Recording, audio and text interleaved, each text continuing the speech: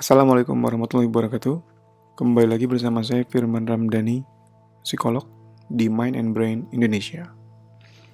Dan pada kesempatan kali ini masih dalam rangka memperingati Hari Anti Narkotika Internasional yang biasa dikenal dengan HANI yang jatuh pada tanggal 26, bukan pada tanggal ya, setiap tanggal 26 Juni. Dan kali ini saya mau ngebahas mengenai sebuah riset yang simple tapi akan sangat edukatif untuk bisa kita memahami bagaimana orang bisa terjerumus dalam siklus adiksi ya. Adiksi narkoba utamanya. Meskipun sebenarnya semua adiksi relatif di otaknya sama. Tapi itu kita bahas lain kali. Jadi penelitiannya dilakukan pada tikus dan tikus itu ditaruh di sebuah kandang lalu diberi dua minuman ya, minuman air biasa dan juga minuman yang sudah dicampur dengan drugs. Dan katanya semua tikus yang di kandang itu minum air yang sudah dicampur dengan drugs dan jadi adiksi dan bahkan sampai meninggal, sampai wafat, sampai mati gitu ya. Disitulah pengadilan, disitu orang-orang, wah ini bahaya memang drugs nih. Kita perang lawan drugs. Fokusnya ke drugsnya. Sampai ada penelitian lain, ini penelitiannya tahun 70-an ya. Sampai ada peneliti lain datang dan membuat sebuah desain penelitian baru yang kurang lebih mirip, tapi dimodifikasi lah. Dibuatlah yang namanya Red Park, taman tikus, taman bermain tikus. Sebuah tempat di mana tikus bisa bebas bermain, nggak seperti di kandang tadi, luas gitu ya, banyak ada perosotan yang mungkin ada lorong-lorong ya kan, dia seneng tuh ya, masuk kayak got gitu kan, masuk kayak got itu kan lorong-lorong. Ada lorong-lorongnya, ada teman-temannya, ada makanan yang banyak, mungkin mereka bisa bereproduksi juga di sana karena luas dan segala macem lah. Pokoknya yang ideal buat tikus hidup lah kali ya gitu. Yang buat tikus seneng lah. Namanya juga Red Park gitu ya.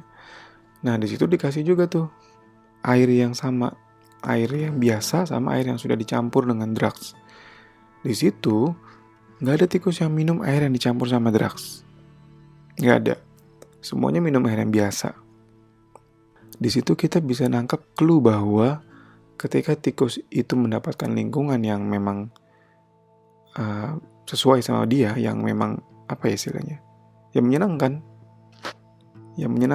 itu dia nggak akan pilih air yang ada drugsnya, dia nggak akan pilih narkoba, dia akan pilih air yang biasa aja gitu.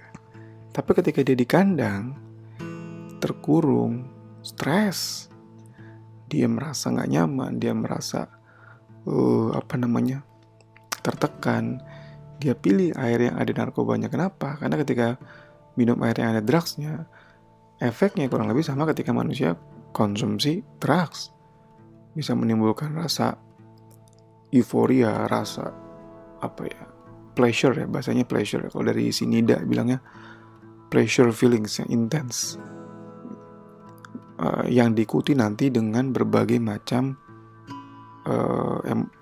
intense feeling lain, yang bisa jadi euforia atau bisa jadi sebaliknya relax gitu. Tapi pleasure lah, perasaan yang pleasure tuh apa ya bahasa Indonesianya, bisa gembira, bisa senang, bisa puas gitu. Nah artinya sederhananya begini, ketika manusia itu bisa happy sebagaimana tikus happy di Red Park tadi, manusia gak akan nyentuh drugs, manusia gak akan nyentuh, gak akan tenggelam dalam adiksi lainnya. Adiksi apa ya? Internet, adiksi gadget, adiksi pornografi, adiksi judi, dan adiksi lainnya gitu ya. Gak cuma drugs. Tapi kebanyakan manusia gak begitu, karena manusia itu happy-nya tuh susah. Gak kayak tikus yang happy-nya simple kayak gitu. Manusia happy-nya itu bersyaratnya berlapis-lapis. Kalau gak dapat handphone terbaru saya gak happy. Orang tua saya kalau masih begitu-gitu aja gak berubah, saya gak happy. Mertua saya, ada lagi. Tikus kan gak kenal mertua ya. Kalau pasangan saya masih marah-marah terus, saya nggak happy gitu. Kalau pasangan saya begini, saya nggak happy. Wah, jauh lebih kompleks. Kalau saya di sekolah, teman-teman saya ngajak saya main, saya nggak happy gitu. Jadi jauh lebih kompleks dibandingkan tikus yang sederhana itu ya, karena tuntutan kita lebih banyak. Dan lagi-lagi saya suka bilang kalau bahwa happy itu, bisa senang itu butuh effort, nggak sederhana ya. Jadi nggak semudah itu gitu. Kadang situasi hidupnya memang sulit, jadi dia perlu memanage mindset mereka supaya emosi yang muncul itu nggak overwhelming banget gitu. Jadi bisa tetap clear mind lah. Ya contohnya kalau misalnya kita bangkrut gitu ya, itu kalau kita nggak pinter-pinter mengelola mindset, kita bisa terpuruk banget, kita bisa drop banget, mungkin kita bisa depres kali. Nah artinya kan dia butuh berusaha bagaimana mengelola mindset itu, dan itu nggak mudah. Mungkin bisa dilihat berbagai macam video di Mind and Brain untuk bisa lebih explore ya.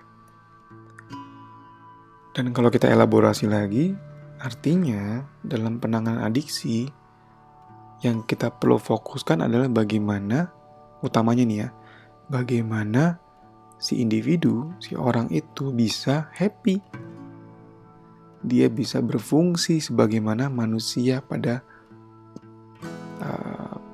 taraf perkembangannya dia. Misalnya dia remaja, dia udah nikah gitu, jadi ibu rumah tangga atau bapak, kepala keluarga. Dia seorang orang tua yang punya anak. Dia seorang pekerja. Dia seorang mahasiswa. Gitu. Dia punya pasangan. Artinya itu yang perlu kita usahakan sebenarnya. Karena kalau kita fokusnya di drugsnya saja dan gak memfokuskan bagaimana kita menyasar dia bisa berfungsi, dia bisa happy, dia bisa memaknai kehidupan dengan lebih rasional gitu ya, itu akan membantu dia di otaknya, chemicalnya tuh balance, seimbang, sehingga ya dia nggak butuh supply lagi, dia nggak butuh drugs. Karena kalau kita lihat di NIDA kan, konsumsi drugs itu kan ada beberapa penyebabnya, to feel good, to feel better, to do better, atau ya curiosity dan social pressure. Nah yang semuanya ini itu aspek psikologisnya kencang banget tuh.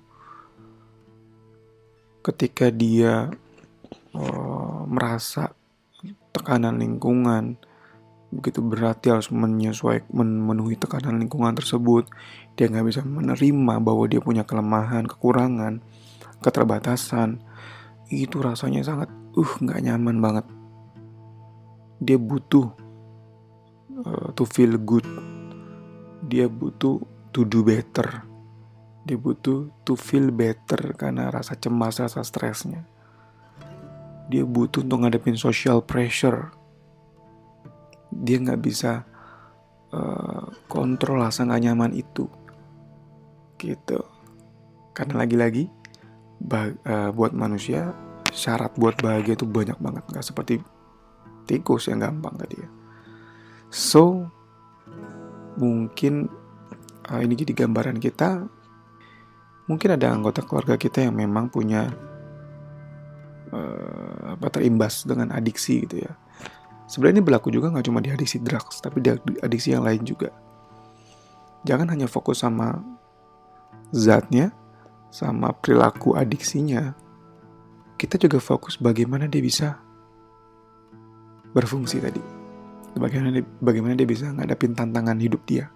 Bagaimana dia bisa happy. Oke, mungkin itu dulu. Kali ini nanti kita sambung lagi di episode lainnya ya. Terima kasih, semoga bermanfaat. Jangan lupa like, comments, dan yang paling penting di-share sebaik-banyaknya. Dan yang paling penting, jadikan ini buat edukasi diri sendiri. Terima kasih, semoga bermanfaat. Wassalamualaikum warahmatullahi wabarakatuh.